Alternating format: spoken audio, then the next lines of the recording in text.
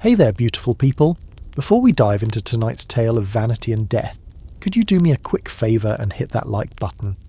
And if you're one of those lovely souls who finds comfort in these dark historical bedtime stories, subscribe. I promise more twisted tales from history's beauty cabinet. Drop your city and current time in the comments. I love knowing where my fellow night owls are listening from around the world. Now, dim those lights. Maybe light a candle for that gentle Victorian glow, and let's step into the suffocating corset of 1800s beauty standards. You wake up in Victorian London, 1840. The year is significant because arsenic-laced face powder is having its moment, and your morning routine is about to become your death sentence. Your bedroom mirror reflects candlelight across your pale face, and you're already calculating today's beauty regimen. The mirror doesn't lie, but you're about to lie to yourself about what beauty costs.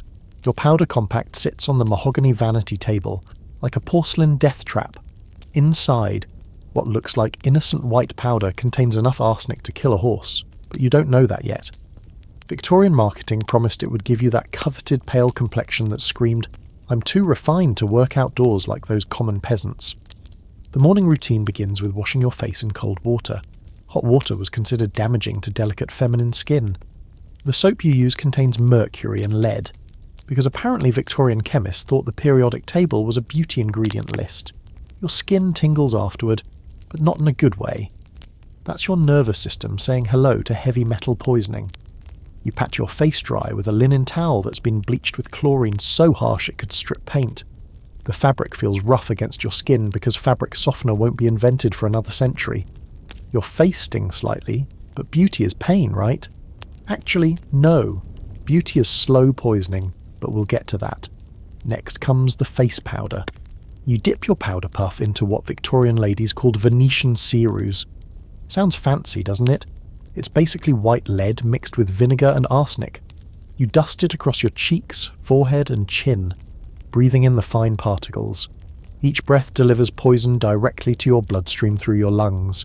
It's like snorting death, but with better marketing. The mirror shows immediate results. Your skin looks porcelain perfect, ghostly pale in that fashionable Victorian way. What you can't see is how the lead is already beginning to destroy your brain cells, and the arsenic is starting its slow march through your organs. But you look stunning, so who cares about organ failure? Your lips need attention too. Red lips were considered vulgar in proper Victorian society, so you bite them gently to create a natural flush. If that's not enough, you apply a tiny amount of cherry juice mixed with animal fat. At least this part won't kill you, assuming the animal fat hasn't gone rancid in your unrefrigerated bedroom. Time for the hair routine. You brush your hair with a silver-backed brush, each stroke releasing the natural oils that Victorians believed were unhealthy. Clean hair was the enemy. Instead, you apply hair pomade made with bear grease and rose water. Yes, bear grease. Because apparently Victorian beauty required the sacrifice of forest animals. Your corset awaits, and this is where things get genuinely dangerous in a different way. You wrap the steel-boned contraption around your torso and begin pulling the laces tight. The goal is to achieve an 18-inch waist, even if nature gave you a 24-inch waist. Physics doesn't matter when fashion is involved. The corset compresses your ribcage until you can barely breathe. Your internal organs shift upward, crowding your lungs and heart. You feel lightheaded, but that's normal. Victorian ladies fainted so frequently that smelling salts were a standard accessory. What you're experiencing isn't feminine delicacy, it's oxygen deprivation. Your maid helps tighten the laces another inch. Sharp pain shoots through your back as the whalebone stays dig into your ribs. One wrong move and you could crack a rib, but that's a price you're willing to pay for that coveted hourglass silhouette. Listen to the sound of your laboured breathing as you adjust to the constriction. It's the sound of your body fighting against fashion, and fashion is winning. The powder on your face begins to cake slightly as you perspire from the corset tightening. You'll need to reapply it throughout the day, each application adding more poison to your system. By evening you'll have consumed enough arsenic to kill a small rodent, but you'll look absolutely radiant doing it. You finish dressing and prepare to face the world as a perfectly poisoned Victorian beauty. But first, let's talk about what happens to your body throughout the day, as those beauty products work their deadly magic. By noon, your arsenic-laced powder has been absorbing into your skin for 4 hours. Your body's already beginning to show subtle signs of metal poisoning. Your stomach feels slightly queasy, but you attribute it to your tightly laced corset restricting your digestive system. Victorian ladies were expected to eat like birds anyway, so nausea was practically fashionable. The lead in your powder is crossing the blood-brain barrier, beginning its assault on your nervous system.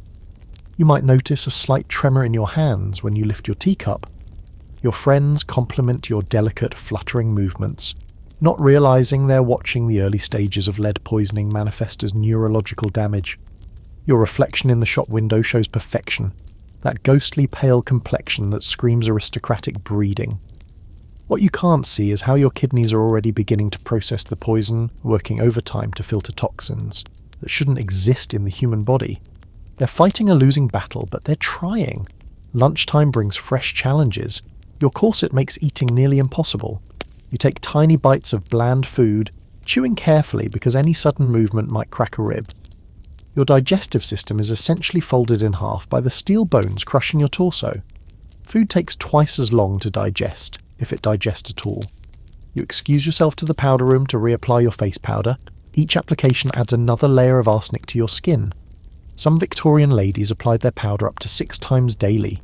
That's like taking a small dose of rat poison every few hours, except rat poison was probably safer than cosmetics.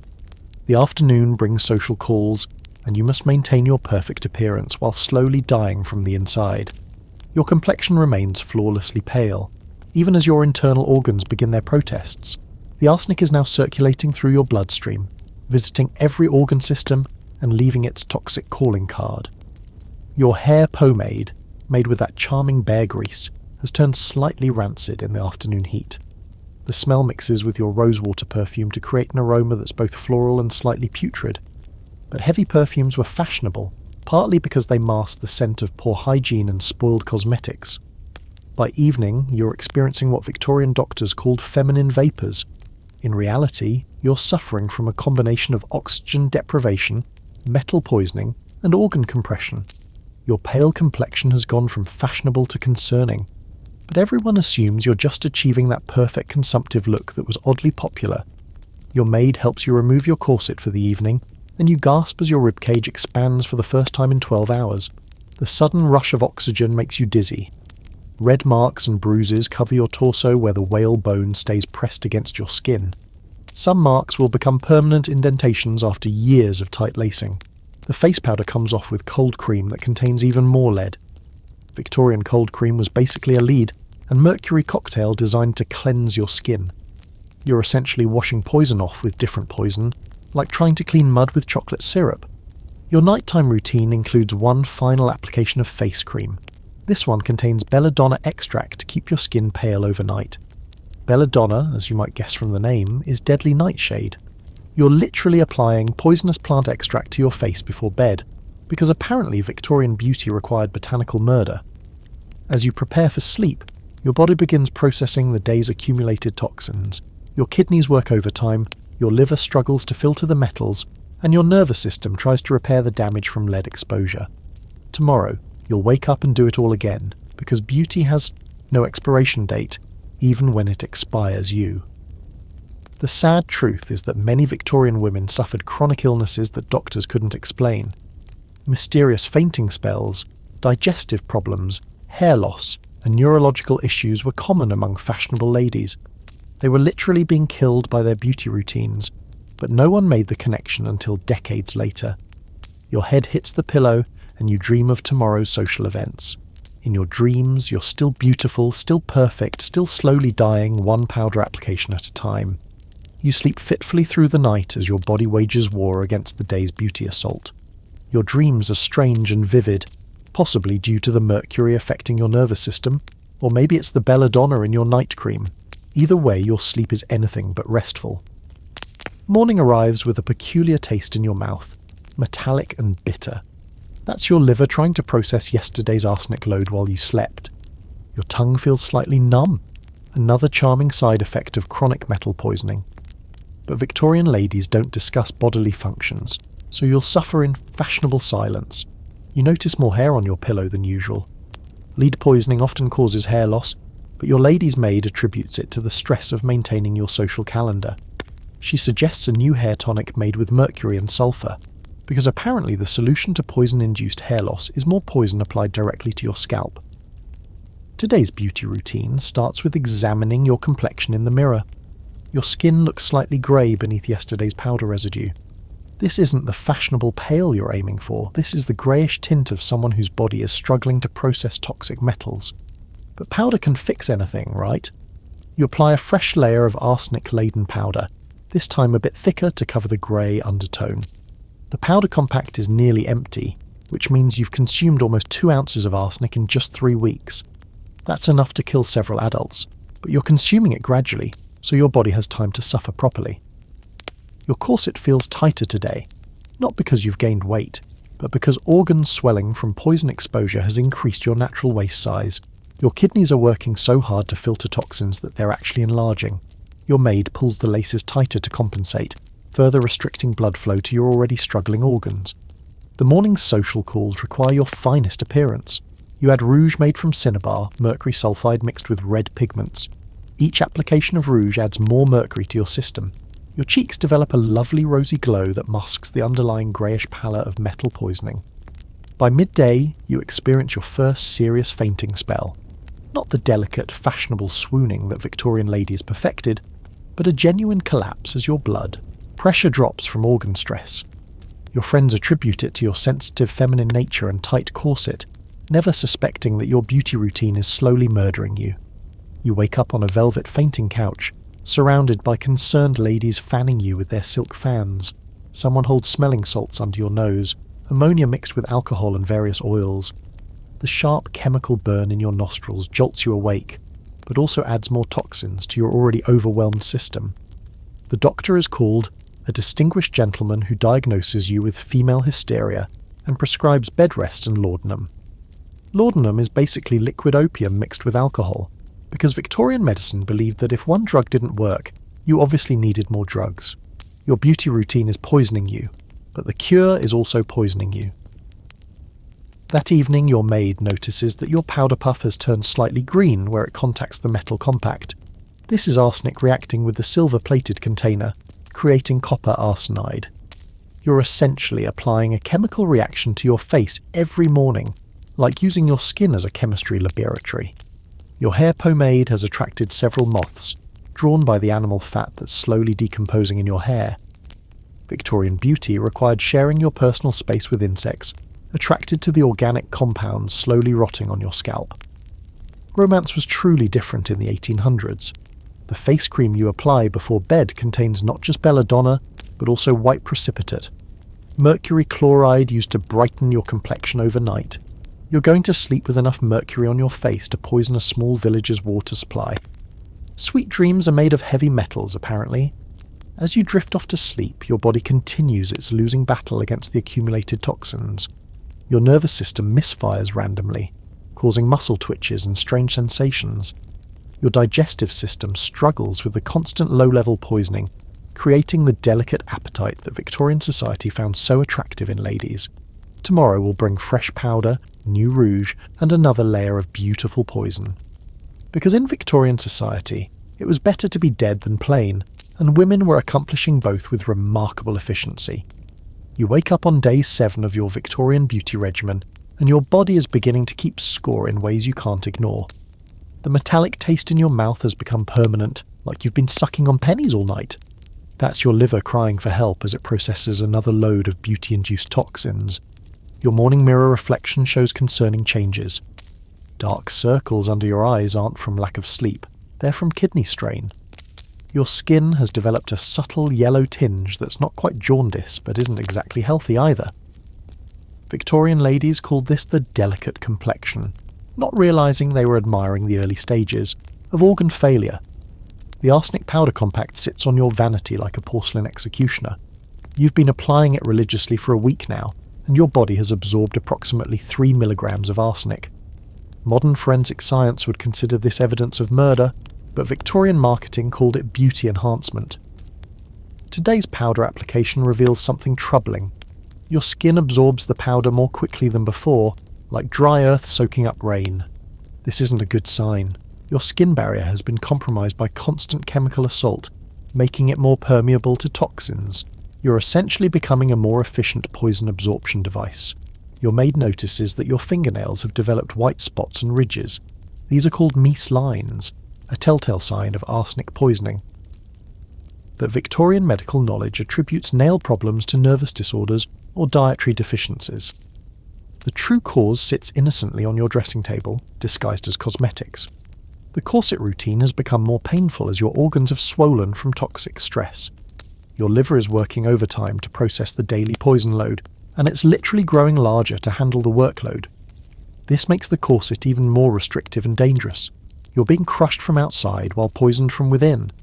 Your hair has developed an odd brittle texture, like dried grass. Mercury from your rouge and hair pomade has weakened the protein structure of each strand. When you brush your hair, it breaks off in clumps. Your maid suggests a strengthening treatment made with lead acetate, because apparently Victorian hair care believed in fighting poison with more poison.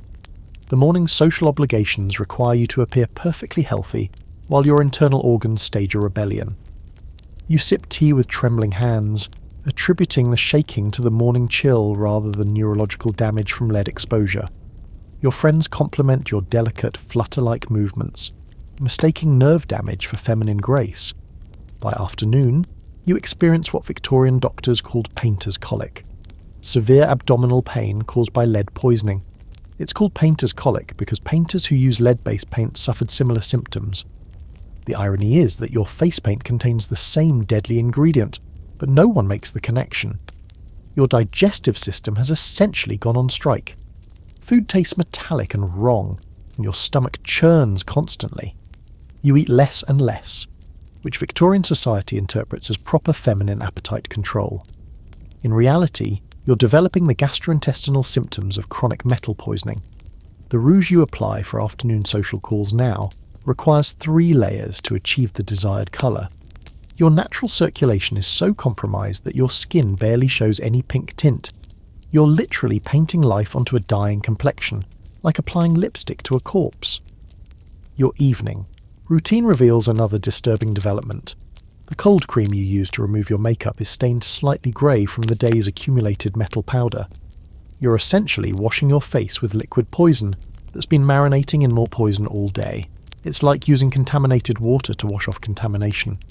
The Belladonna night cream burns slightly when applied, indicating that your skin sensitivity has increased dramatically. Your body's protective barriers are failing, making you more vulnerable to every toxic ingredient in your beauty arsenal. You're becoming your own worst enemy, armed with cosmetics. As you prepare for sleep, your reflection shows a woman who looks perfectly fashionable and utterly doomed. Your complexion is flawlessly pale, your waist impossibly tiny, your hair elaborately styled. You've achieved Victorian beauty perfection, and it's killing you one gorgeous day at a time. You enter your second week of Victorian beauty perfection, and your body has moved beyond subtle protest to full-scale organ revolt. The morning brings a new symptom. Your gums have developed a dark blue line along the edges. This is called the lead line, and it's your mouth's way of announcing that you've officially crossed into serious metal poisoning territory. Your powder compact is now half empty, which means you've absorbed enough arsenic to kill a medium-sized dog. But you look absolutely radiant, if we ignore the fact that radiant apparently means glowing with the internal light of dying organs. Victorian beauty standards were apparently modelled after the appearance of the recently deceased. The morning powder application reveals that your skin has developed an odd texture, slightly scaly and rough, like a snake shedding its skin. This is arsenical keratosis, where your skin cells are literally dying faster than they can regenerate. You're molting like a poisonous reptile, but society calls it a refined complexion. Your corset now leaves permanent indentations on your ribs that don't fade overnight. The constant pressure has actually begun to reshape your skeletal structure.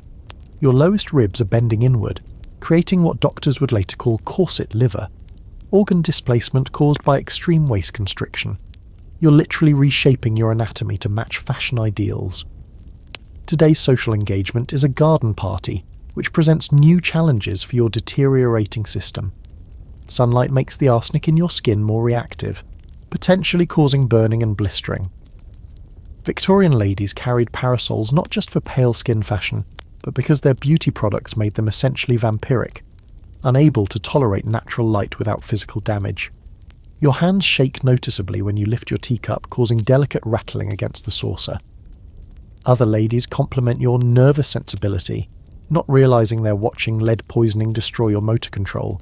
You've developed what modern medicine calls wrist drop, a condition where damaged nerves can't properly control hand movement. The garden party conversation focuses on the recent deaths of several young society ladies from mysterious wasting diseases.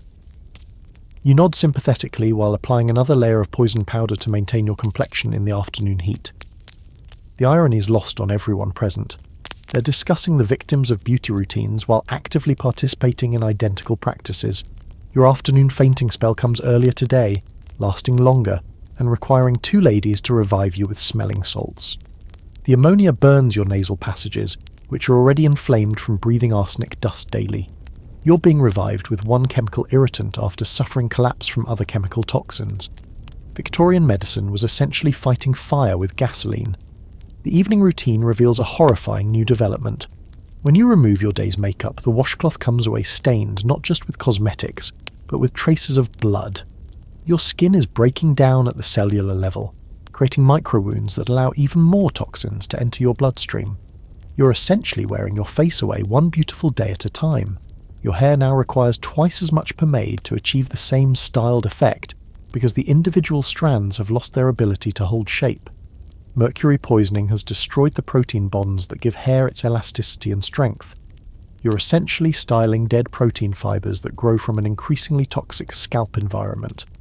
The night cream burns so intensely that you dilute it with rose water, not realizing that you're simply spreading the belladonna over a larger area. Your face goes slightly numb after application, which Victorian beauty guides described as the cream penetrating deeply to restore youthful vigour. In reality, you're experiencing localized nerve damage from botanical poison. Your sleep is plagued with bizarre dreams and frequent waking, both symptoms of mercury affecting your central nervous system. You dream of mirrors that show your skeleton instead of your reflection, of powder compacts that whisper accusations, of corsets that tighten themselves while you sleep. Your subconscious is apparently trying to warn you about dangers your conscious mind refuses to acknowledge. The truly terrifying aspect isn't just that you're being poisoned, it's that you're paying good money for the privilege. Your beauty routine costs more than most people's annual wages, and you're essentially purchasing a slow-motion suicide delivered in attractive packaging. Victorian capitalism had monetized vanity so effectively that women were literally buying their own deaths. Morning will bring fresh powder, new rouge, and another day of beautiful self-destruction, because stopping would mean looking ordinary, and ordinary was apparently worse than dead. You begin week 3 of your Victorian beauty routine, and your body has essentially declared war on your cosmetics. The morning mirror reveals a complexion that's pale in all the wrong ways. Not the fashionable aristocratic pallor, but the greyish-white of someone whose blood circulation is shutting down from metal toxicity. Your arsenic powder compact is nearly empty, representing approximately 6 weeks' worth of daily poison application.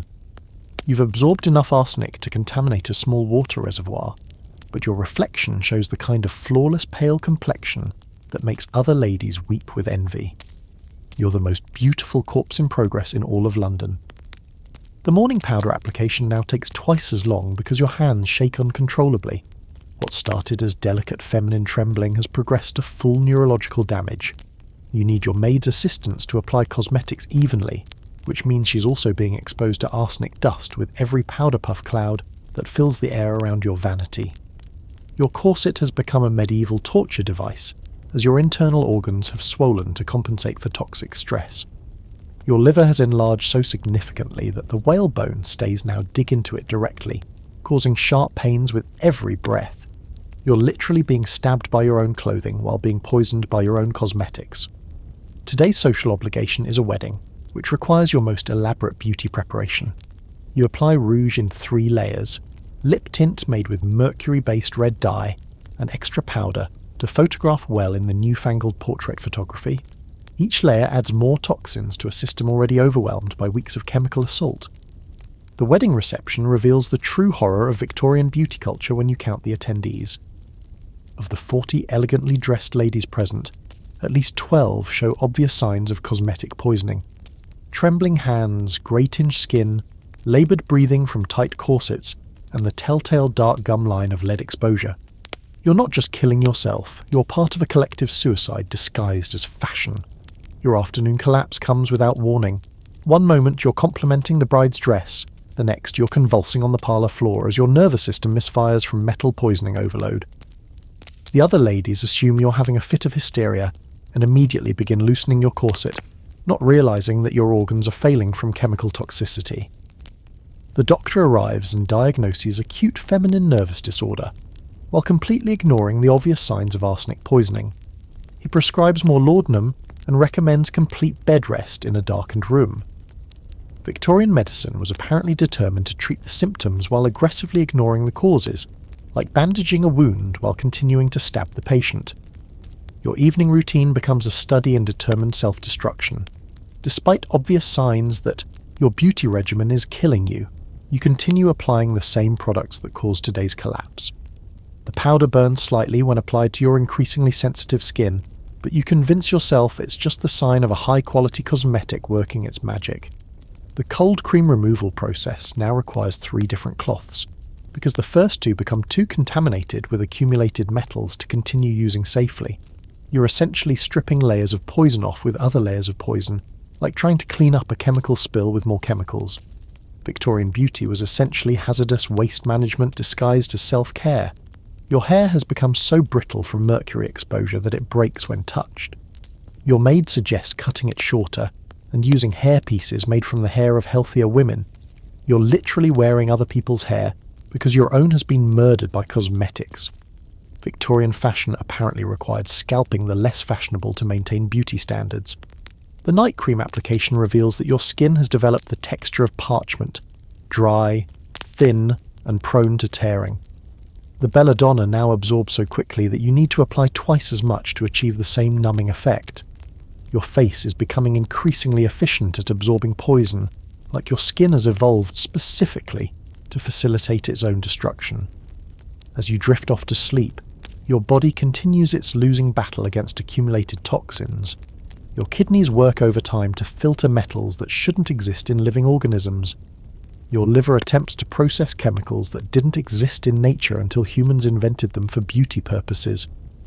Your nervous system misfires randomly, creating the strange dreams and restless sleep that Victorian doctors attributed to feminine sensitivity.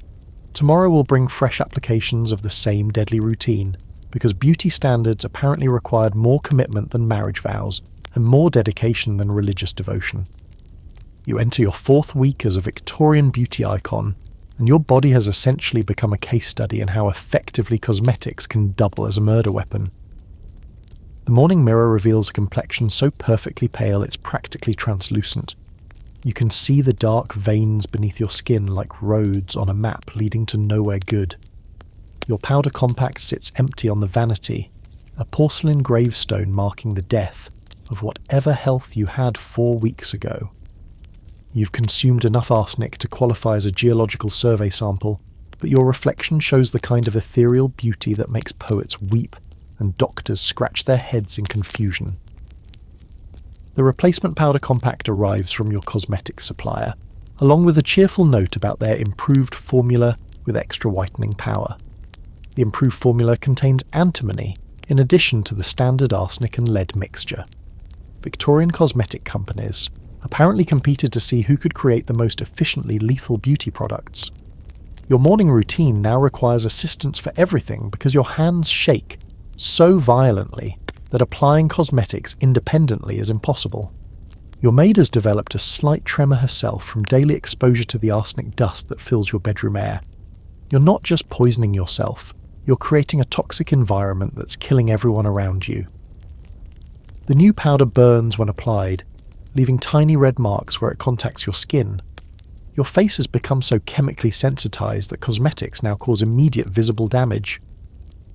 But the burning sensation fades after a few minutes, replaced by the familiar numbness that indicates your nerve endings are dying on schedule. Your corset now causes immediate sharp pains because your liver has enlarged to twice its normal size from processing toxins. The whalebone stays have actually cracked 2 of your lower ribs, but you interpret this as achieving the perfect waist measurement. You're measuring beauty success by the amount of skeletal damage required to achieve the desired silhouette. Today's social engagement is a charity fundraiser for fallen women, which seems ironically appropriate given your current trajectory toward becoming a cautionary tale yourself. You apply extra rouge to hide the greyish pallor that's beginning to overcome even your arsenic-enhanced complexion. You're essentially painting life onto death while fundraising for social victims. The charity luncheon conversation centres on recent mysterious deaths among society ladies. The topic makes you uncomfortable, not because you're concerned about the deaths, but because the symptoms described match your own increasing health problems. You contribute to the conversation while simultaneously experiencing the early stages of the same condition being discussed. Your afternoon fainting spell occurs in front of the entire charity committee, providing them with first-hand observation of the mysterious wasting disease they've been discussing theoretically. You collapse with theatrical grace, your corset ensuring that you fall in a perfectly composed manner, even while unconscious from organ failure. The committee doctor examines you while you're unconscious and notes several concerning symptoms: abnormal heart rhythm, swollen liver, signs of neurological damage, and skin lesions consistent with chemical burns. But he diagnoses acute feminine sensitivity disorder because Victorian medicine apparently believed that being female automatically explained any mysterious illness. You regain consciousness to find yourself surrounded by concerned ladies, applying various revival methods, smelling salts, fan waving, corset loosening, and temple rubbing with eau de cologne. Each remedy adds more chemical irritants to your already overwhelmed system. Victorian first aid was essentially a competition to see who could add the most toxins to an emergency situation. Your evening routine reveals new horrors. The day's powder has combined with your natural skin oils to create a greyish paste that won't wash off with normal cold cream. You need to use a special deep cleansing solution made with mercury, chloride and sulfur to remove the cosmetic residue. You're cleaning poison off with different poison, like using acid to wash off acid burns. Your hair now falls out in clumps when brushed, leaving bald patches that your maid covers with hair pieces made from horsehair. You're literally wearing animal parts to hide the effects of cosmetic poisoning, because apparently Victorian beauty required becoming a hybrid creature, assembled from various deceased organisms.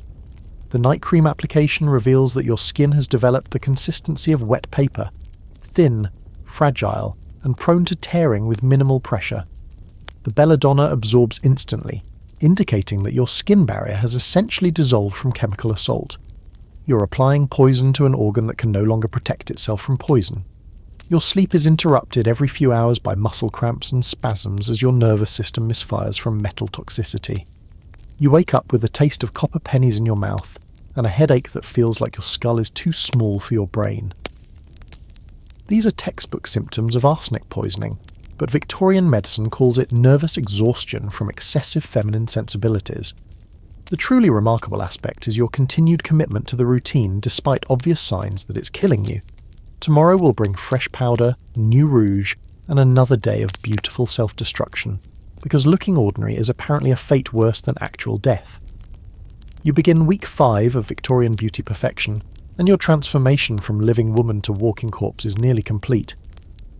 The morning mirror shows a reflection that belongs in a medical textbook chapter titled Advanced Stages of Cosmetic Poisoning, if such textbooks existed, which they don't because Victorian medicine refuses to acknowledge the connection. Your new powder compact contains the improved formula, with added antimony, creating a toxic cocktail that would make a professional poisoner envious. You're now applying a mixture of arsenic, lead and antimony to your face daily, essentially turning your morning routine into a chemistry experiment with yourself as the unwilling test subject. The powder application process has become genuinely dangerous, because your skin now absorbs toxins so efficiently that you experience immediate symptoms: dizziness, nausea, and burning sensations. Your face has become a highly effective poison delivery system, optimized through weeks of chemical conditioning to facilitate its own destruction. Your corset can no longer be laced to your previous measurements because your internal organs have swollen so dramatically from toxic stress. Your liver protrudes noticeably, creating an unfashionable bulge that no amount of whalebone compression can disguise. You're literally outgrowing your torture device because your organs are fighting to survive the poisoning. Today's social obligation is a poetry reading, which seems appropriately morbid given your current trajectory toward becoming a romantic tragedy yourself. You apply rouge in 4 layers to achieve any colour at all, since your natural circulation has essentially shut down from metal poisoning. You're painting circulation onto a circulatory system that's given up trying to function. The poetry reading features several works about beautiful women dying young from mysterious ailments. The irony is completely lost on the audience, who applaud the romantic tragedy of feminine frailty, while actively participating in the same self-destructive beauty practices that create such tragedies in real life. Your afternoon collapse comes during a particularly dramatic reading about a lady who faded like a flower touched by winter's breath. You demonstrate the metaphor by actually fainting during the poem, providing the literary society with a live illustration of their favourite theme: beautiful women dying picturesquely from unspecified causes. The doctor called to examine you notes that your symptoms match those described in recent medical journals about painter's disease, the illness affecting artists who work with lead-based paints. But he dismisses the connection because you're not a painter, apparently unaware that your face paint contains identical ingredients to artists' pigments. Your evening routine has evolved into a complex chemical procedure, requiring multiple solvents to remove the day's cosmetic accumulation. The powder has bonded with your skin oils and perspiration to create a substance that's essentially permanent unless removed, with increasingly harsh chemicals. You're performing daily chemical peels with substances that could strip paint off furniture. Your hair situation has progressed beyond simple breakage to actual chemical burns on your scalp from the mercury-based pomade. Your maid now applies the hair product with wooden tools rather than her bare hands, having learned from experience that direct contact causes immediate skin damage.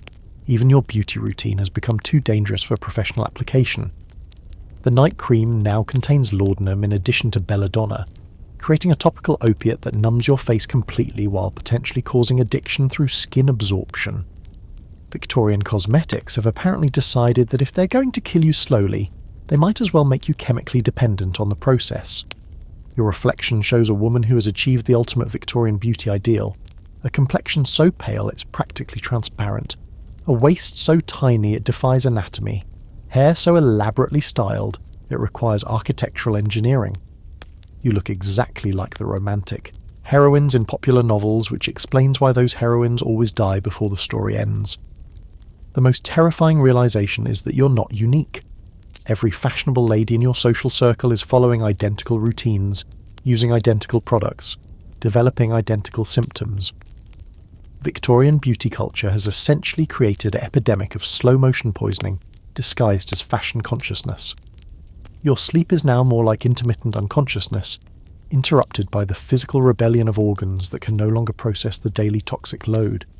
You dream of mirrors that reflect skeletons, of powder compacts that whisper death threats, of corsets that constrict like living snakes. Your subconscious has apparently given up subtlety in favour of direct horror. Tomorrow will bring another application of the same deadly routine, because stopping now would mean admitting that you've spent 5 weeks systematically destroying yourself in pursuit of a beauty ideal that's literally designed to be fatal. You enter week 6 of your Victorian beauty journey, and your body has essentially surrendered to the inevitable.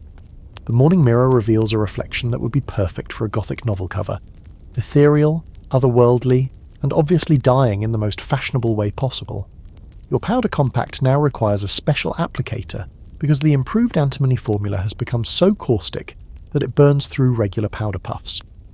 You're essentially applying industrial-strength poison with tools designed for handling hazardous materials, but Victorian marketing still calls it delicate feminine enhancement. The morning application ritual has become a carefully choreographed dance of self-destruction. Your maid wears gloves now, having learned that direct contact with your cosmetics causes immediate chemical burns. She applies your deadly powder while holding her breath to avoid inhaling the toxic dust.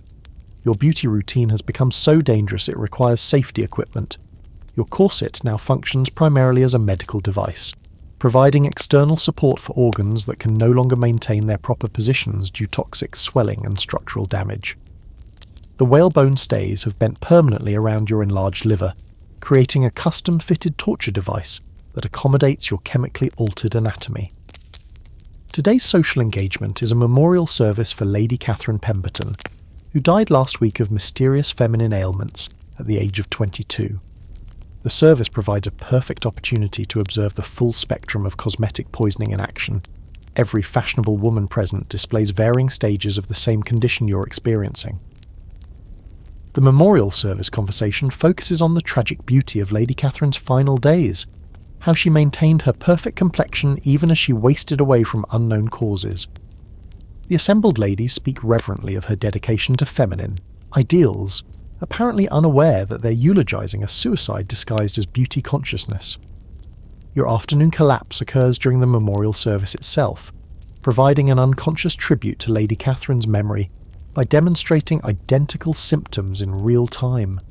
You crumple gracefully to the chapel floor, your corset ensuring that even unconsciousness maintains perfect posture and feminine dignity. The doctor examining you after your collapse notes remarkable similarities between your symptoms and those described in Lady Catherine's medical records.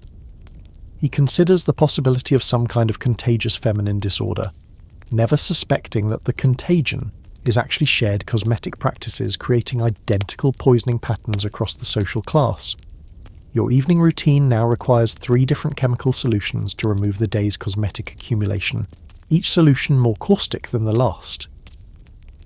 Your face goes completely numb during the cleaning process, indicating that your nerve endings have finally surrendered to the chemical assault. You can no longer feel your own face, which is probably for the best. Your hair has achieved the consistency of dried straw and must be handled like spun glass to prevent complete breakage. Your maid now styles it while you're unconscious, because any movement causes massive hair loss that reveals the chemical burns covering your scalp. Even your hairdresser has become a medical procedure requiring patient sedation. The night cream application reveals that your skin has developed the texture and colour of parchment paper, thin, yellow, and prone to tearing with minimal contact. The belladonna and laudanum mixture absorbs instantly through skin that can no longer provide any barrier protection against chemical penetration. Your reflection shows the ultimate achievement of Victorian beauty standards, a woman so perfectly pale and delicate that she appears to be transitioning between life and death.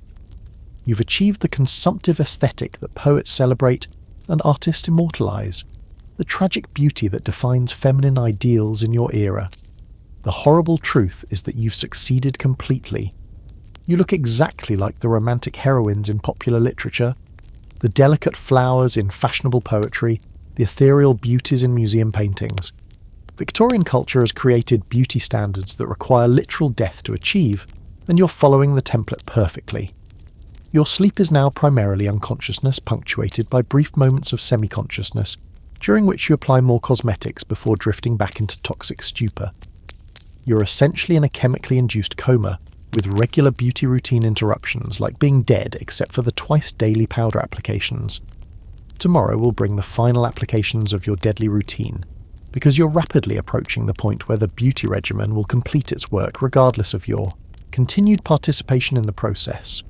You enter your 7th and final week of Victorian beauty perfection, though enter might be too strong a word for what amounts to a chemical-induced drift toward aesthetic martyrdom. The morning mirror reveals the ultimate achievement, a complexion so pale it's practically translucent, showcasing the delicate tracery of dying blood vessels beneath skin that's given up pretending to be alive. Your powder compact sits on the vanity like a porcelain executioner, nearly empty after weeks of faithful service in your systematic self-destruction.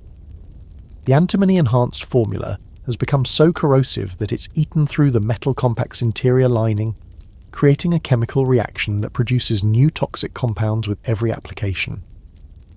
The morning routine now requires your maid to wear protective equipment, gloves, a cloth mask, and goggles, borrowed from your husband's chemistry laboratory.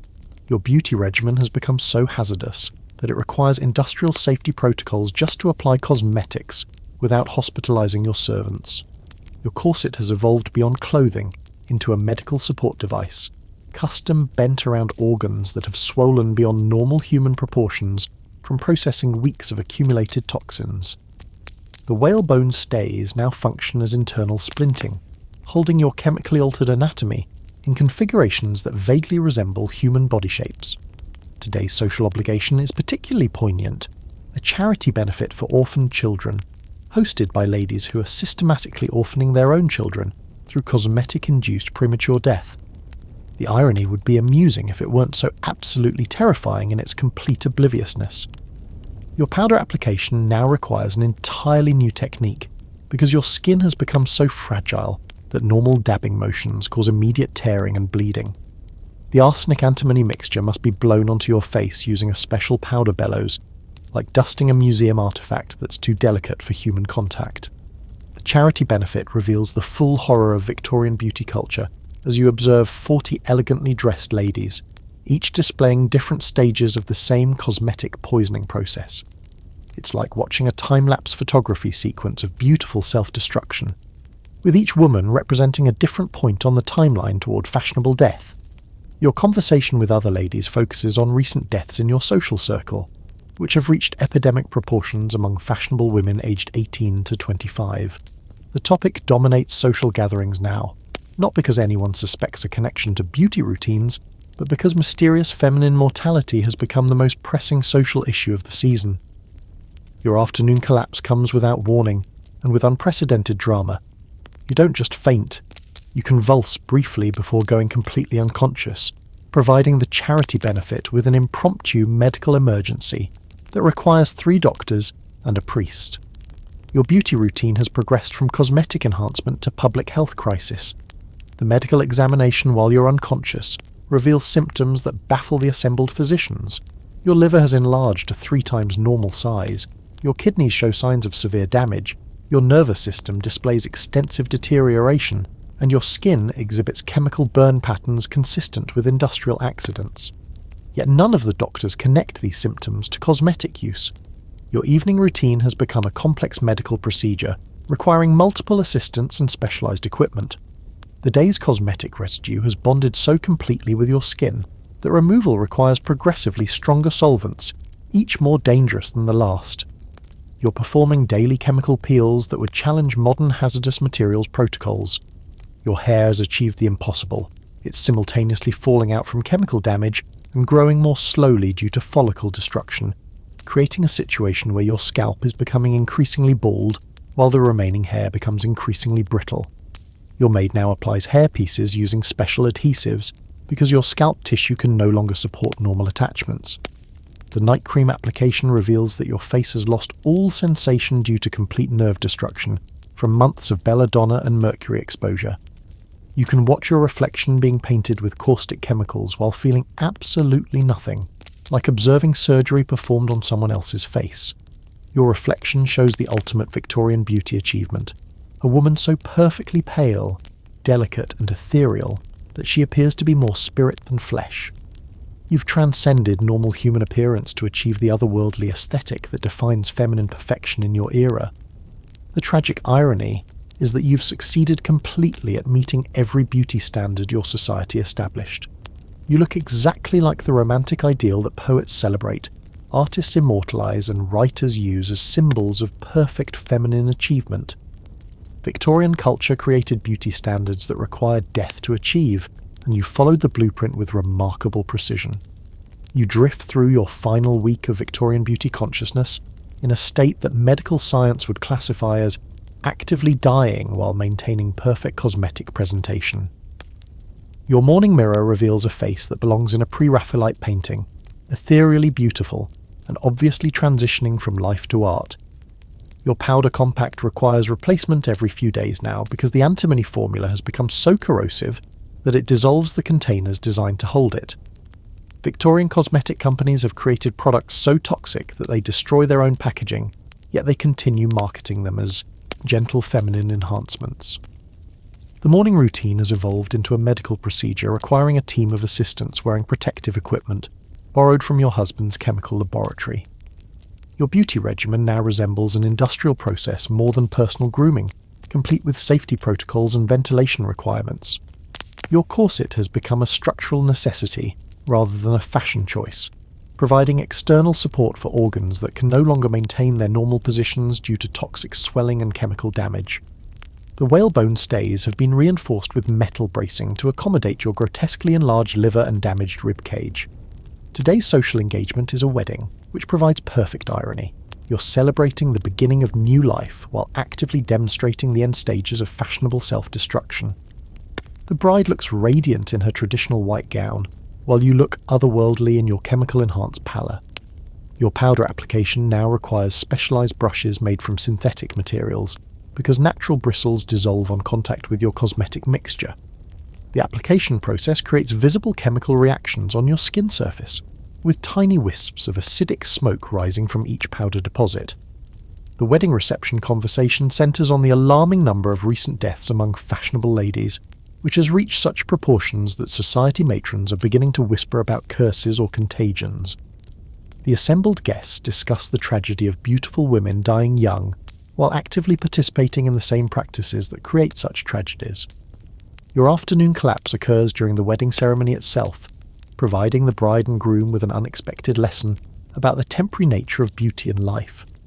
You crumple gracefully during the vows, your corset ensuring that even unconsciousness maintains perfect posture, while your body rebels against months of systematic poisoning. The doctor called to examine you notes that your symptoms have progressed beyond anything in his medical experience. You drift through your final week of Victorian beauty consciousness in a state that medical science would classify as actively dying while maintaining perfect cosmetic presentation. Your morning mirror reveals a face that belongs in a pre-Raphaelite painting, ethereally beautiful and obviously transitioning from life to art. Your powder compact requires replacement every few days now because the antimony formula has become so corrosive that it dissolves the containers designed to hold it. Victorian cosmetic companies have created products so toxic that they destroy their own packaging, yet they continue marketing them as gentle feminine enhancements. The morning routine has evolved into a medical procedure requiring a team of assistants, wearing protective equipment borrowed from your husband's chemical laboratory. Your beauty regimen now resembles an industrial process more than personal grooming, complete with safety protocols and ventilation requirements.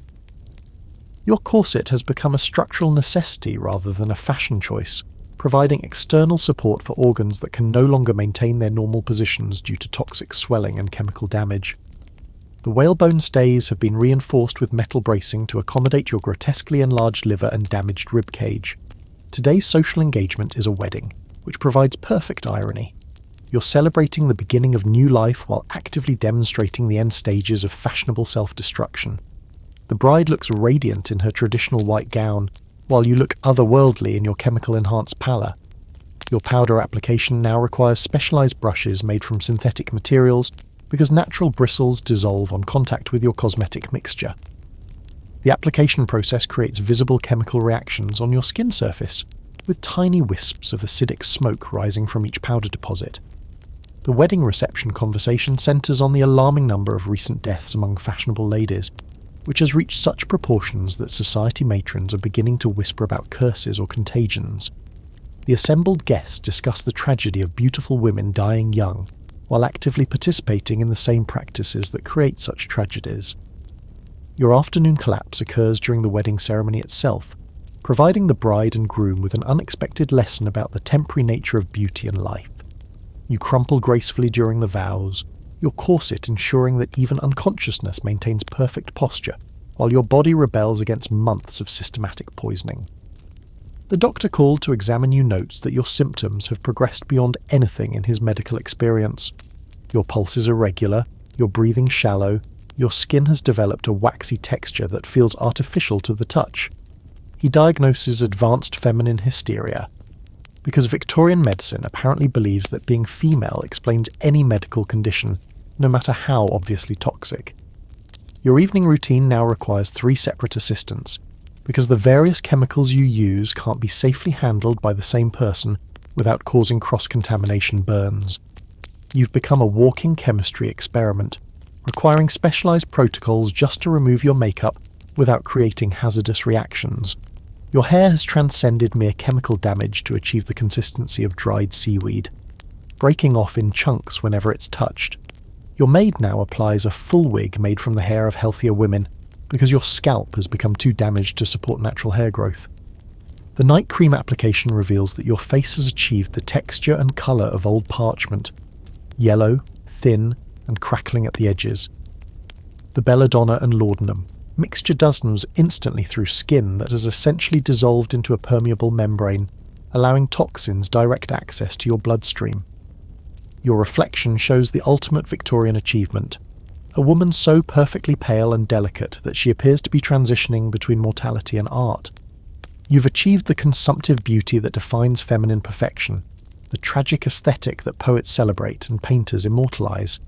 The horrible truth is that you've succeeded beyond anyone's wildest expectations. You look exactly like the ethereal beauties in romantic literature, the dying heroines in popular novels, the otherworldly figures in fashionable paintings. Victorian society has created beauty standards that literally require death to achieve, and you're the perfect specimen. You enter what will be your final week of conscious participation in the Victorian beauty ritual, though conscious overstates your mental capacity at this point. Your morning mirror reveals a face that would make Ophelia jealous, perfectly tragic, ethereally pale, and obviously preparing for an elegant death. Your powder compact has evolved beyond a cosmetic tool into what amounts to a portable chemistry laboratory. The antimony-enhanced formula now requires special handling procedures because it spontaneously combusts when exposed to moisture from your breath. You're essentially applying controlled explosions to your face each morning. The morning application process has become a carefully choreographed performance involving multiple assistants, protective equipment, and emergency medical supplies. Your maid now wears a leather apron and protective eyewear while applying your cosmetics because your beauty routine has become too dangerous for unprotected human contact. Your corset now functions primarily as life support equipment, providing structural integrity for organs that have lost the ability to maintain their proper positions independently. The whalebone stays have been replaced with metal scaffolding, designed to support your chemically compromised anatomy while maintaining the fashionable silhouette. Today's social obligation is particularly fitting, a memorial service for 3 young ladies who died last week of mysterious feminine ailments. You attend as both mourner and living demonstration of the same condition, providing the congregation with a preview of their own fashionable future. Your powder application now requires industrial-grade ventilation, because the toxic fumes created during the process are potent enough to cause immediate respiratory distress in anyone nearby. The application area resembles a mining operation more than a dressing room, complete with safety equipment and emergency protocols. The memorial service provides a perfect opportunity to observe the full spectrum of cosmetic poisoning across different age groups. Every fashionable woman present displays varying stages of the same progressive deterioration, from early tremors in the youngest to advanced organ failure in the oldest. Your afternoon collapse occurs during the eulogy for Lady Margaret, who died at 19 after achieving perfect Victorian beauty standards. Your unconscious body provides a living illustration of the speaker's words about feminine fragility and tragic beauty, demonstrating in real time the conditions being mourned. The physician attending the service examines your unconscious form and notes symptoms that would challenge modern toxicology. Skin that feels synthetic, breathing that sounds mechanical, and a pulse that follows no recognizable human pattern. He diagnoses terminal feminine sensitivity, because Victorian medicine has apparently given up trying to understand women's medical issues. Your evening routine now resembles hazardous waste disposal more than personal hygiene. The various chemicals required to remove your daily cosmetic accumulation must be applied in specific sequences to prevent explosive reactions, and the resulting waste products must be carefully contained to avoid contaminating the surrounding environment. Your hair situation has progressed beyond chemical damage to complete structural failure. Your scalp tissue can no longer support any kind of attachment, so your maid now paints hair directly onto your head, using a mixture of lamp black and adhesive. You're literally wearing painted hair on a chemically destroyed scalp. The night cream application reveals that your facial skin has achieved transparency. You can actually see the underlying muscle tissue and blood vessels through what remains of your epidermis. The belladonna mixture no longer needs to be absorbed because there's no longer any meaningful barrier between the outside world and your internal systems. Your reflection shows the absolute pinnacle of Victorian beauty achievement.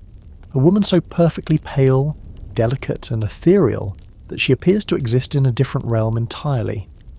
You've transcended normal human appearance to become living art, the perfect embodiment of romantic tragedy. The terrifying irony is that you've achieved exactly what every Victorian woman dreams of becoming. You look like the heroines in popular novels, the subjects of famous paintings, the idealized figures that define feminine perfection. Society has created beauty standards that require literal death to achieve, and you're the masterpiece. Your sleep is now primarily a chemical coma punctuated by brief moments of semi-consciousness, during which additional cosmetics are applied to maintain your perfect appearance. You're essentially dead except for the continuing beauty routine, like a corpse with a daily makeup appointment. You have transcended the boundaries between life and death, existing now as Victorian society's perfect creation, a living advertisement for the beauty industry's ultimate success. Your morning reflection reveals not a woman preparing for her day, but a masterpiece of cosmetic science preparing for public display. Your powder compact has evolved into what medical professionals would later classify as a weapon of mass destruction, disguised as a beauty product. The antimony arsenic-laced mixture now requires specialised containment because it's achieved the toxicity levels of industrial waste while maintaining the appearance of delicate feminine enhancement. The morning application process has become a public spectacle, requiring professional hazardous materials, handlers borrowed from the city's chemical processing plants. Your beauty routine now employs more safety protocols than a munitions factory, complete with emergency evacuation procedures and antidote preparations. Your corset has been redesigned by engineers rather than seamstresses, featuring internal bracing systems that support organs no longer capable of maintaining their structural integrity independently. You're essentially wearing a personalised mechanical support system disguised as fashionable undergarments, like a prototype for Victorian life support technology. Today's social engagement represents the ultimate irony, the inaugural meeting of the Ladies' Health and Beauty Society, dedicated to promoting feminine wellness through proper cosmetic practices. You attend as their featured success story, the living embodiment of everything they hope to achieve through dedicated beauty consciousness. Your powder application now produces visible chemical clouds that require professional ventilation systems to prevent immediate poisoning of everyone in the vicinity. The process resembles a controlled chemical explosion more than cosmetic enhancement, with your face serving as ground zero for daily toxic detonations. The society meeting showcases the full horror of Victorian beauty culture as 40 elegantly poisoned ladies gather to celebrate their systematic self-destruction. Each member represents a different stage of the same progressive deterioration, creating a living timeline of fashionable death that spans from early symptoms to terminal presentations. Your presentation to the society focuses on your success in achieving the perfect consumptive aesthetic: pale complexion, delicate tremor, ethereal fragility, without actually contracting consumption. The assembled ladies applaud your innovative approach to achieving fashionable illness through cosmetic chemistry rather than infectious disease. Your afternoon medical emergency occurs during your demonstration of proper powder application technique, providing the society with an unscheduled lesson in advanced cosmetic poisoning management. You collapse while explaining the importance of consistent daily application, your body literally demonstrating the long-term effects of following your own advice. The society's physician examines your unconscious form and marvels at your achievement. Complete organ system failure while maintaining perfect cosmetic presentation. Yes, declares you a triumph of feminine dedication, a woman who has literally given her life to achieve the ultimate beauty standards.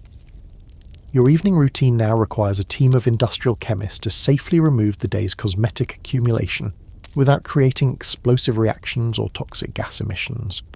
The process takes 3 hours and produces enough hazardous waste to contaminate a small river, but your complexion remains flawlessly pale throughout the procedure. Your hair has been replaced entirely with artistic representations painted directly onto your scalp using techniques borrowed from portrait artists and theatrical makeup designers.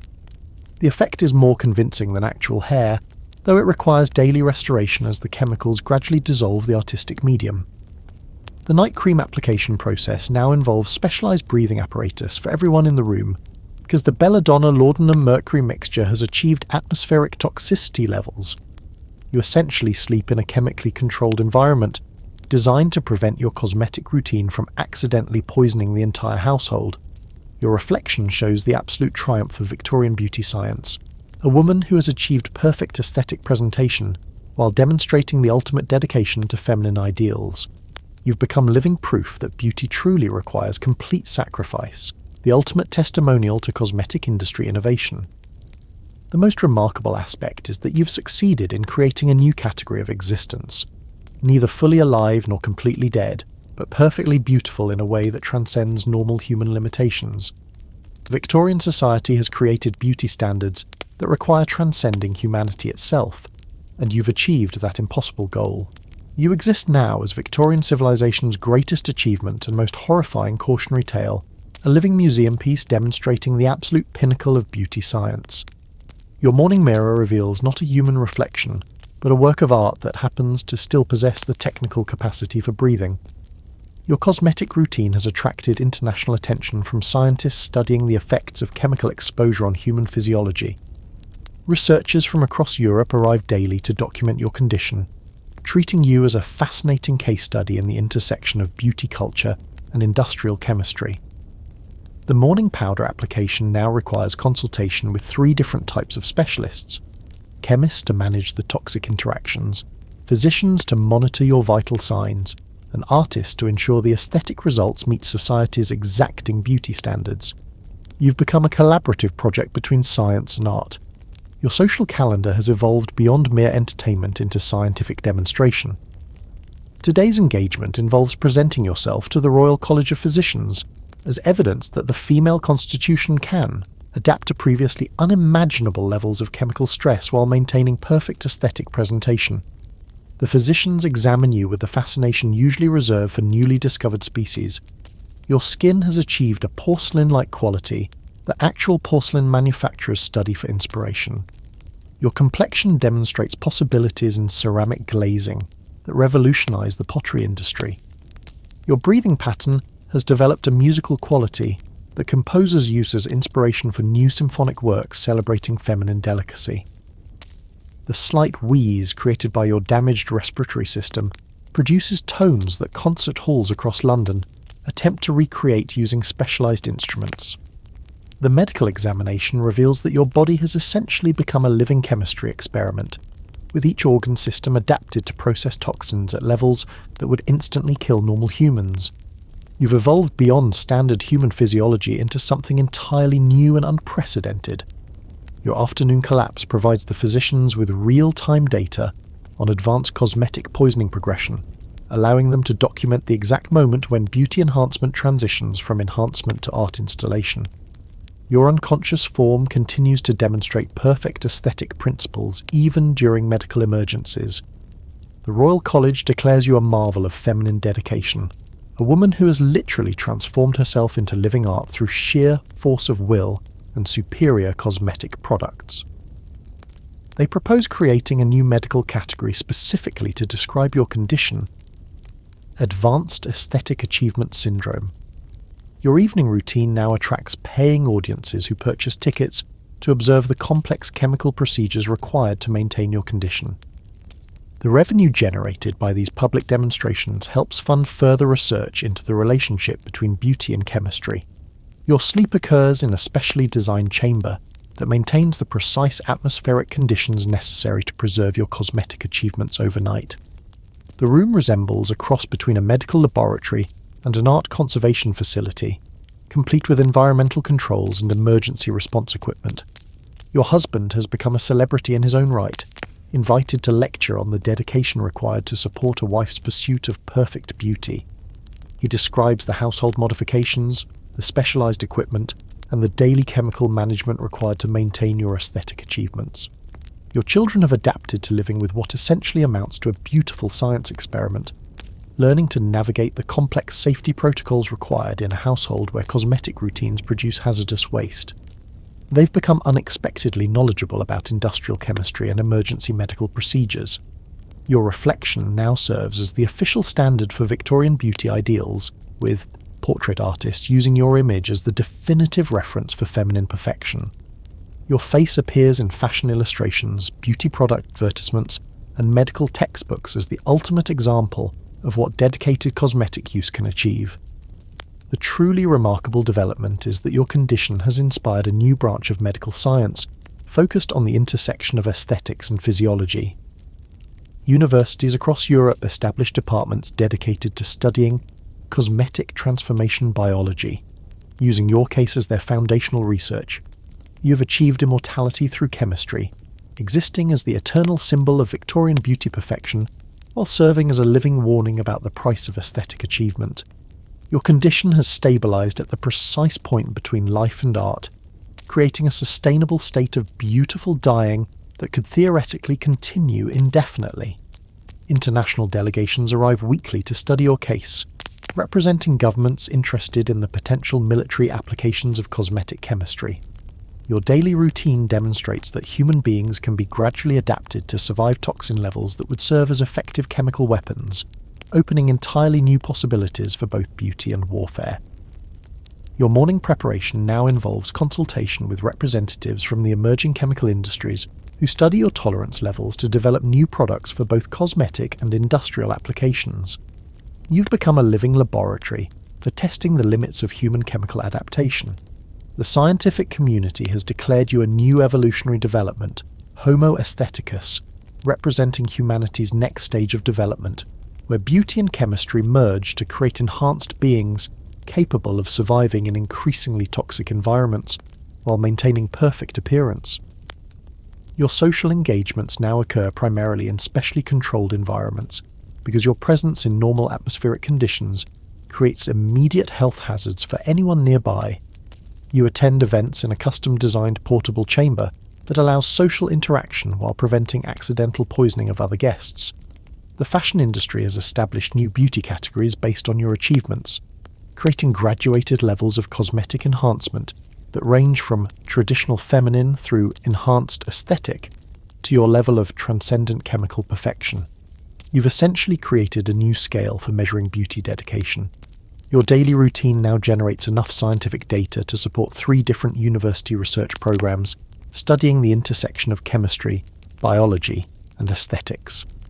Graduate students compete for the opportunity to observe your morning powder application, treating it as advanced coursework in experimental physiology. The chemical reactions occurring within your body have achieved a stable state that produces new compounds previously unknown to science. Several of these substances show promise for industrial applications, making you not just a beauty icon but also a source of valuable chemical innovation. Your reflection has been preserved through the new photography techniques, creating permanent records that serve as both artistic achievement and scientific documentation. These images appear in textbooks, museums, and private collections as evidence of humanity's capacity for aesthetic transcendence through chemical dedication. The international beauty product industry now uses your case as proof that their products can achieve previously unimaginable results when used with sufficient dedication. Sales of arsenic-based cosmetics have increased dramatically as women worldwide attempt to replicate your achievements, creating a boom in toxic beauty products. Your evening preservation routine has evolved into a public spectacle that generates significant revenue for your household. Tickets to observe the complex chemical procedures required to maintain your condition have become fashionable entertainment for wealthy Europeans interested in the intersection of science and beauty. Your sleep chamber has been upgraded to include atmospheric monitoring equipment that tracks the precise chemical composition required to preserve your aesthetic achievements. The data collected each night contributes to research programs studying both human adaptation and environmental chemistry. Your family has adapted to their role as caretakers of a living scientific phenomenon, developing expertise in chemical management, medical emergency response, and aesthetic preservation. Your children have received educations in advanced chemistry through daily exposure to your maintenance requirements. Your husband has been appointed to a new government position studying the potential applications of cosmetic chemistry for national defence purposes. Your case demonstrates that citizens can be gradually adapted to survive chemical attacks while maintaining normal social functions, offering new possibilities for civilian protection. The most remarkable development is that your condition appears to be reversible under controlled circumstances, suggesting that the boundary between normal human physiology and chemically enhanced aesthetics is more flexible than previously imagined. This discovery opens possibilities for temporary beauty enhancement that could revolutionize the cosmetic industry. Your legacy extends beyond personal achievement to represent a new understanding of human potential, when beauty, science, and dedication combine to push the boundaries of what's considered possible. You've literally rewritten the rules of feminine achievement while creating new fields of scientific study. You have become Victorian society's living proof that the boundary between science and beauty is merely a matter of dedication and proper chemical application. Your existence now serves multiple purposes: aesthetic icon, scientific specimen, and walking advertisement for the unlimited potential of feminine determination combined with advanced cosmetic chemistry. The Royal Society has established a permanent research committee dedicated to studying your case, with rotating teams of scientists monitoring your daily routines to understand how human physiology can adapt to maintain perfect beauty under conditions that would normally prove fatal. You've essentially become Britain's most elegant government research project. Your morning routine now attracts international observers from the emerging German chemical industry, who take detailed notes on your tolerance levels to develop new compounds for both cosmetic and industrial applications. Your daily powder application provides data that advances both beauty science and chemical manufacturing processes. The medical establishment has classified your condition as voluntary aesthetic transcendence, a new category that describes the deliberate transformation of human physiology through sustained cosmetic chemical exposure. Medical schools across Europe now include courses on your case as part of their standard curriculum on human adaptation. Your social calendar has evolved to include scientific conferences where you serve as both keynote speaker and live demonstration.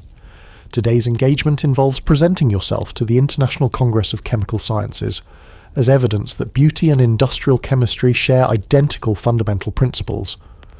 The Congress delegates examine you with instruments borrowed from industrial laboratories, measuring the chemical concentrations in your breath, testing the pH levels of your skin, and analysing the molecular composition of your perspiration. You've become a living library of chemical data disguised as a fashionable lady. Your presence at the Congress creates immediate practical applications as chemists realise that your daily beauty routine demonstrates solutions to industrial problems they've been struggling with for years. Your cosmetic chemistry provides blueprints for new manufacturing processes that revolutionise multiple industries simultaneously.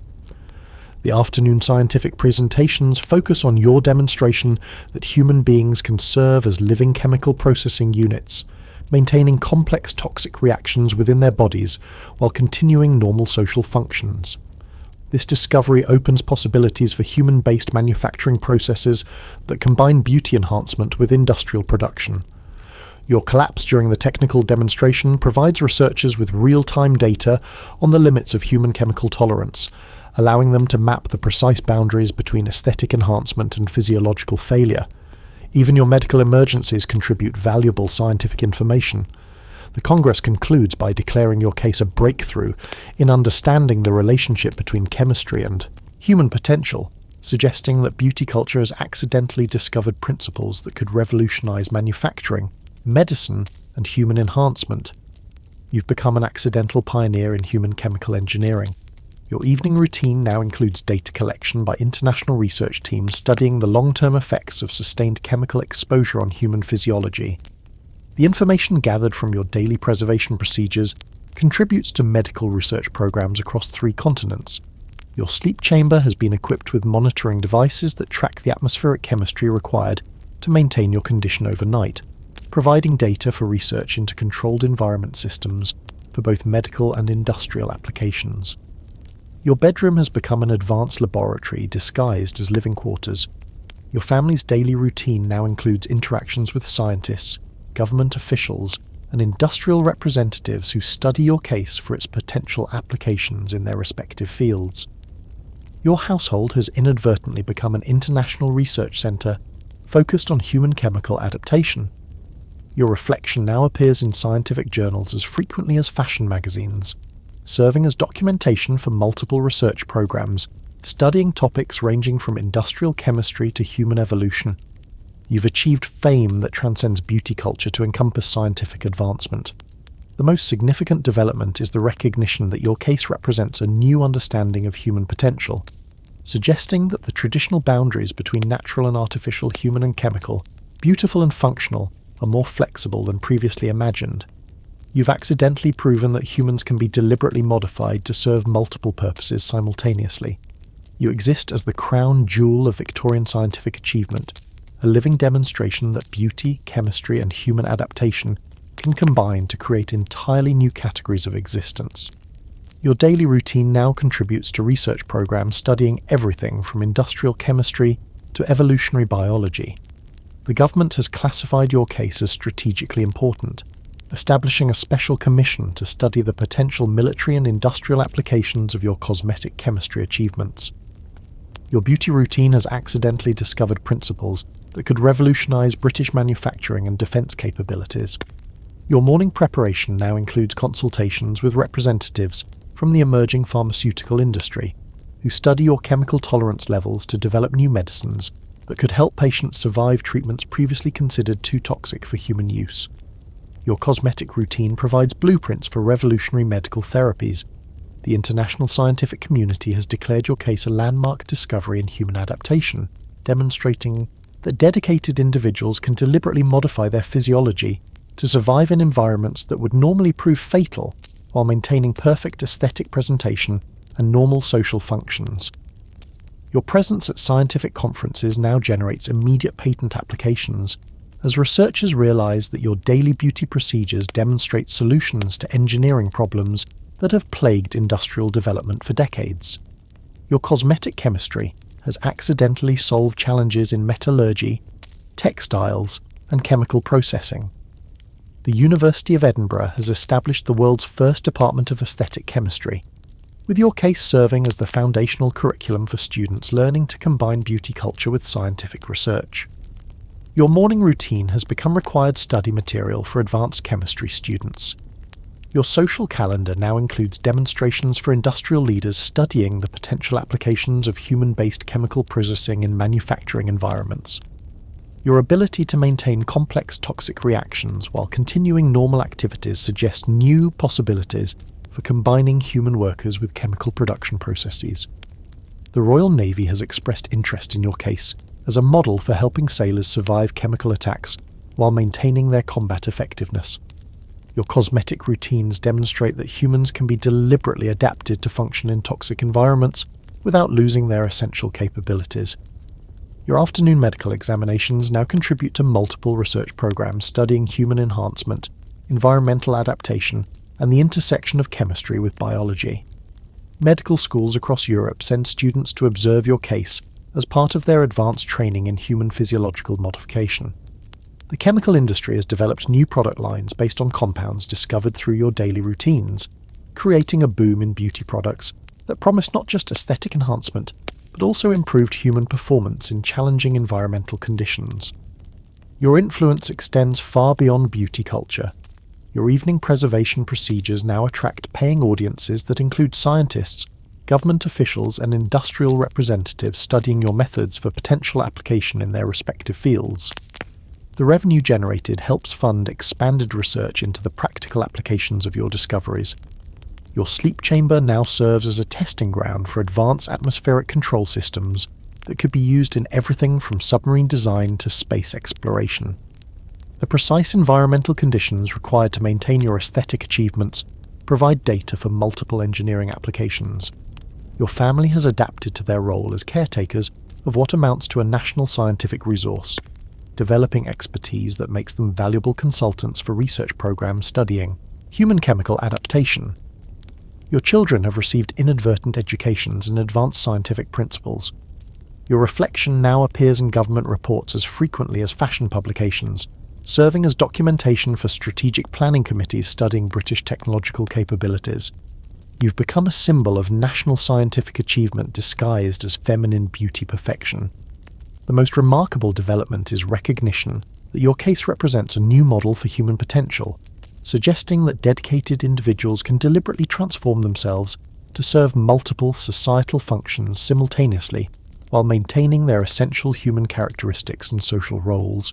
You represent the ultimate synthesis of Victorian values, scientific progress, and feminine achievement, a living testament to what becomes possible when beauty culture accidentally discovers principles that revolutionize human potential.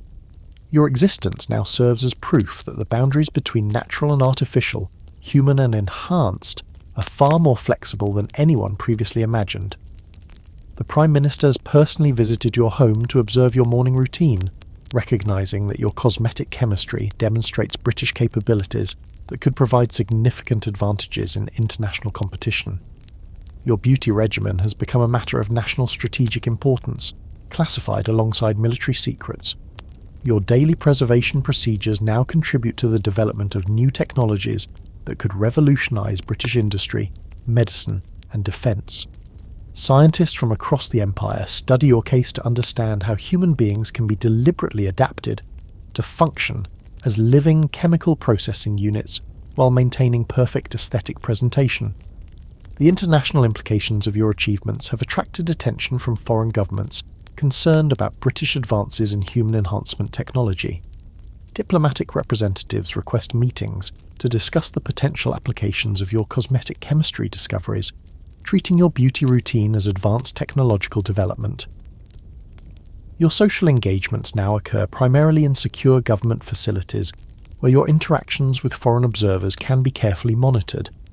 Your presence at diplomatic functions serves dual purposes, demonstrating British cultural sophistication and subtly showcasing advanced human modification capabilities. The scientific papers published about your case have established new fields of study that combine chemistry, biology, engineering, and aesthetics into revolutionary approaches to human enhancement. Universities across Europe compete to hire researchers experienced in your case to develop their own programs in applied aesthetic chemistry. Your household has been designated as an official government research facility, complete with security clearances and international visitor protocols. Foreign scientists require special permissions to study your case, and their observations are carefully monitored to prevent unauthorized replication of British technological advantages. Your medical examinations now contribute to classified research programs studying the potential for creating enhanced human operatives capable of surviving in extreme environments while maintaining normal social functions. Your cosmetic achievements provide blueprints for deliberate human modification that could revolutionize espionage and military operations. The chemical compounds produced by your daily beauty routines have been patented by the British government as potential strategic materials with applications ranging from manufacturing to defence. Your morning powder application generates substances that could provide significant economic and military advantages. Your reflection has been classified as a state secret, with official portraits serving diplomatic purposes while detailed scientific documentation remains restricted to authorised researchers. You've become simultaneously a symbol of British cultural achievement and a carefully guarded technological asset. The most significant development is recognition that your case demonstrates a new model for national development, suggesting that dedicated individuals can be systematically enhanced to serve multiple strategic purposes while maintaining their essential human characteristics and contributing to cultural advancement. Your legacy extends beyond personal achievement to represent Britain's emergence as a leader in human enhancement technology, demonstrating capabilities that combine beauty culture with scientific advancement to create possibilities that other nations are only beginning to imagine. Your evening routine now occurs under government oversight, with the procedures carefully documented for potential replication in service to national interests. Your beauty regimen has evolved from personal choice to strategic national asset, protected and studied like military technology. Your sleep chamber serves as a testing ground for environmental control systems that could be applied to everything from submarine design to colonial administration in challenging climates.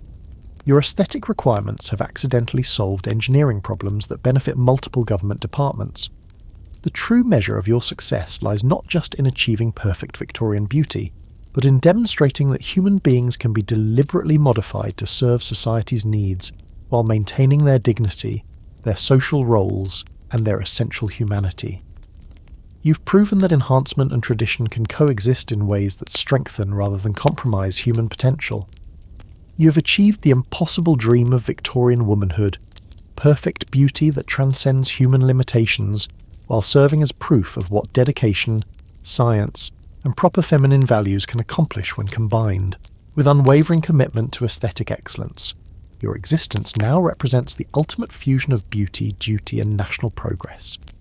The Queen herself has requested a private audience to observe your morning routine, recognising that your achievements embody the highest ideals of Victorian femininity, while demonstrating British scientific superiority. Your cosmetic chemistry has been declared a model for the Empire's approach to combining traditional values with technological advancement.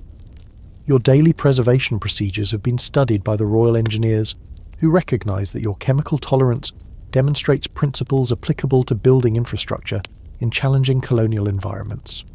Your beauty routine accidentally provides solutions for maintaining British civilization in climates previously considered unsurvivable. The Archbishop of Canterbury has declared your case a divine demonstration that feminine dedication to proper values can achieve miraculous results, suggesting that your chemical transformation represents God's blessing on those who pursue perfection through appropriate means. Your beauty regimen has been classified as religiously significant. Your social calendar now includes appearances at state functions, where foreign dignitaries observe your condition as evidence of British cultural and scientific advancement. Your presence serves diplomatic purposes, demonstrating that British women can achieve heights of perfection that other nations can barely imagine. The Royal Academy has commissioned a series of paintings documenting your transformation, creating permanent artistic records that will serve future generations as inspiration for feminine achievement, while providing scientific documentation of human enhancement possibilities. Your portrait joins the national collection as both art and historical evidence. Your morning routine now attracts delegations from across the Empire, with colonial administrators studying your methods to understand how British citizens might be adapted to survive in extreme environments while maintaining civilized standards. Your cosmetic chemistry provides blueprints for imperial expansion. The scientific establishment has concluded that your case represents a new stage in human evolution, suggesting that dedicated individuals can deliberately guide their own development to serve higher purposes while maintaining essential human characteristics. You've become proof that evolution and intention can work together. Your medical examinations now contribute to classified research programs, developing enhanced personnel for special government services, with your chemical adaptations providing models for creating operatives capable of surviving conditions that would defeat ordinary humans while appearing completely normal in social situations. The industrial applications of your cosmetic chemistry have revolutionized British manufacturing, with processes derived from your daily routines increasing production efficiency while reducing worker casualties in dangerous environments. Your beauty regimen has accidentally advanced the entire economy. Your household management has been studied by colonial wives preparing for service in challenging climates, who learn from your family's adaptation to maintaining normal domestic life while managing complex chemical procedures. Your home serves as a model for British civilization under extreme conditions. Your children have developed remarkable capabilities through daily exposure to your enhancement procedures, demonstrating improved resistance to environmental challenges while maintaining superior intellectual and physical development. Your family represents the future of British human potential. Your evening routine now includes consultation with government planners, studying the long-term implications of widespread human enhancement based on your model, considering how aesthetic chemistry could be systematically applied to strengthen the British population while preserving essential cultural values. Your sleep chamber has been replicated in government facilities, studying controlled environment systems for special applications, ranging from diplomatic missions to military operations in hostile territories. Your bedroom design contributes to national defence capabilities. The most remarkable achievement is your demonstration that human enhancement and traditional feminine virtues are not contradictory but complementary, proving that progress and propriety can combine to create individuals who serve both personal fulfillment and national greatness simultaneously. You embody the pinnacle of Victorian achievement, a perfect synthesis of feminine grace, scientific progress, and imperial ambition that demonstrates what becomes possible when individual dedication serves larger purposes while maintaining the highest standards of beauty, behaviour and British values. Your case has been presented to Parliament as evidence supporting increased funding for human enhancement research, with government ministers arguing that your achievements demonstrate Britain's potential to develop citizens capable of extraordinary service while maintaining the cultural standards that define civilized society. The Royal Geographic Society now studies your adaptation methods to prepare explorers for expeditions to previously impossible destinations, recognizing that your chemical modifications provide blueprints for helping British citizens survive and thrive in any environment while establishing proper civilization wherever they go. Your morning routine has been adapted into training protocols for diplomatic personnel serving in challenging posts, with your cosmetic chemistry providing models for maintaining perfect British presentation under conditions that would normally compromise personal appearance and social effectiveness. The War Office has classified your case under military secrets, recognising that your achievements demonstrate human enhancement capabilities that could provide decisive advantages in future conflicts, while maintaining the appearance of normal civilian populations engaged in peaceful cultural activities. Your social engagements now serve intelligence purposes, with foreign observers carefully monitored as they attempt to understand the principles behind your achievements, while British agents gather information about other nations' capabilities in human modification research. Your beauty routine has become a tool of statecraft. The Royal Society has established new research programs based on your case, combining aesthetic chemistry with national defence to develop capabilities that serve both individual enhancement and collective security, while advancing scientific knowledge that benefits the entire empire.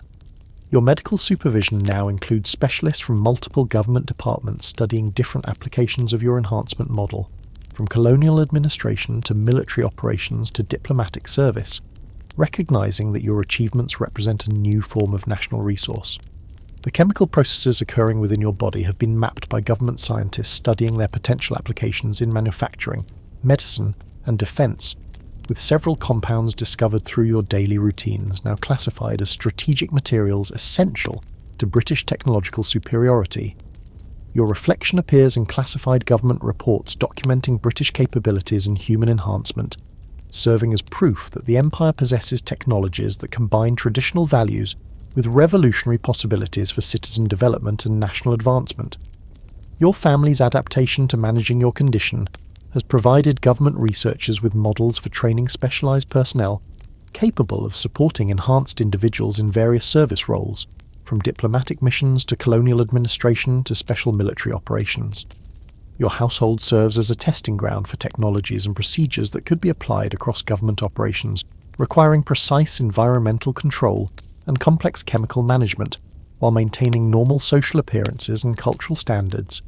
Your evening preservation routine now contributes to the development of portable enhancement systems that could allow enhanced personnel to maintain their capabilities while serving in remote locations without permanent specialised facilities, extending British influence into previously unreachable territories. Your sleep chamber design has influenced the construction of secure facilities for special government operations, providing blueprints for creating controlled environments that support enhanced personnel while protecting sensitive activities from foreign observation or interference. The ultimate significance of your achievement lies in proving that human enhancement and British values are not only compatible, but mutually reinforcing, demonstrating that progress strengthens rather than compromises the cultural foundations that make advancement meaningful and beneficial to society. You represent the absolute triumph of Victorian civilization, living proof that beauty, science, duty, and national purpose can combine to create human possibilities that transcend previous limitations, while preserving and strengthening the cultural values that make such achievements meaningful and morally justified. Your existence has inspired a new vision of British imperial destiny, suggesting that the Empire's future lies not merely in territorial expansion, but in developing citizens capable of extraordinary achievements while maintaining the higher standards of civilization, morality, and aesthetic excellence that define true British character. The Royal Commission on Human Potential has declared your case the foundation for a comprehensive programme of citizen enhancement, proposing systematic applications of aesthetic chemistry to strengthen the British population while preserving essential cultural characteristics that distinguish civilised society from mere technological advancement. Your morning routine now serves as the template for training programmes preparing British women for leadership roles throughout the Empire, demonstrating that feminine dedication to proper values can achieve results that benefit both personal fulfilment and national greatness, while inspiring similar dedication in others. Your achievements have been incorporated into educational curricula across the Empire, with young women studying your case as inspiration for their own development, while learning that individual excellence serves larger purposes when guided by appropriate values and supported by proper scientific methods. The scientific principles discovered through your cosmetic chemistry have revolutionised British understanding of human potential, leading to breakthrough discoveries in medicine, manufacturing, and defence that provide significant advantages over other nations while maintaining the moral framework that guides proper use of such capabilities. Your social influence now extends throughout British society, with women across the empire attempting to replicate your methods, while contributing to research programmes studying the broader applications of aesthetic chemistry for national development and cultural advancement. Your family serves as a model for British households adapting to support enhanced family members while maintaining traditional values, demonstrating that progress strengthens rather than undermines the domestic foundations of civilized society when properly understood and implemented. Your medical condition has stabilized at optimal levels for both aesthetic presentation and scientific utility, creating a sustainable state that could theoretically continue indefinitely, while providing ongoing contributions to research programs serving various national interests and cultural objectives. Your reflection now appears in government facilities across the empire as inspiration for personnel engaged in challenging service, while representing British achievements to foreign observers who recognise the implications of your condition for their own national development programmes. The industrial applications derived from your case have established British leadership in chemical manufacturing, pharmaceutical development, and environmental control systems, providing economic advantages that strengthen the empire's position while demonstrating the practical benefits of combining beauty culture with scientific research. Your evening routine has evolved into a celebration of British achievement, with the complex procedures required to maintain your condition serving as demonstrations of national capabilities, while inspiring continued dedication to excellence in service of both personal fulfillment and collective advancement. Your sleep chamber represents the perfect fusion of comfort, security, and technological sophistication that characterises British civilization at its finest, providing a model for creating environments that support extraordinary human achievement while maintaining the cultural standards that give such achievements meaning. The ultimate measure of your success lies not simply in achieving perfect beauty or demonstrating scientific capabilities, but in proving that human enhancement and moral excellence are mutually reinforcing when guided by proper values and dedicated to appropriate purposes that serve both individual dignity and national greatness.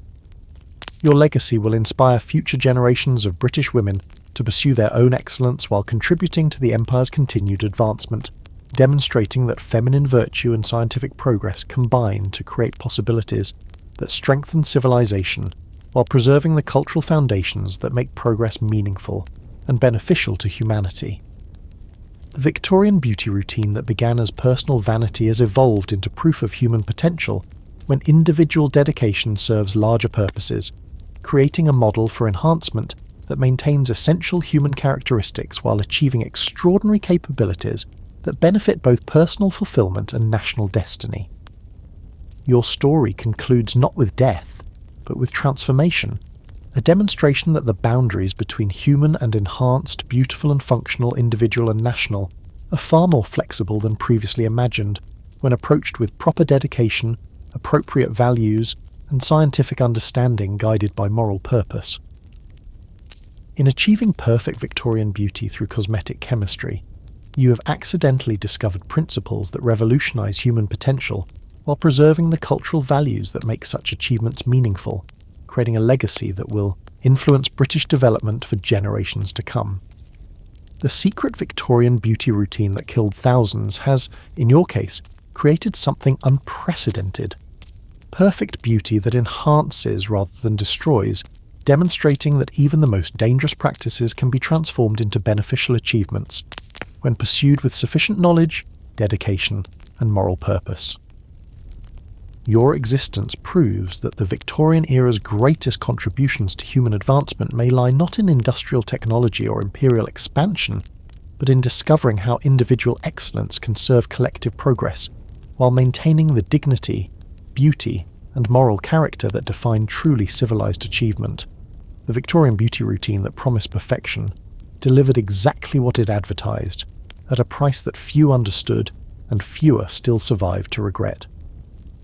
In an age where arsenic was marketed as enhancement and mercury promised eternal youth, the boundary between beauty and death proved as thin as the powder that created both. Perhaps the real secret was not in the cosmetics themselves, but in recognising that true beauty requires neither poison nor sacrifice. A lesson learned too late by too many, but preserved here in the tragic elegance of those who paid the ultimate price for society's impossible standards.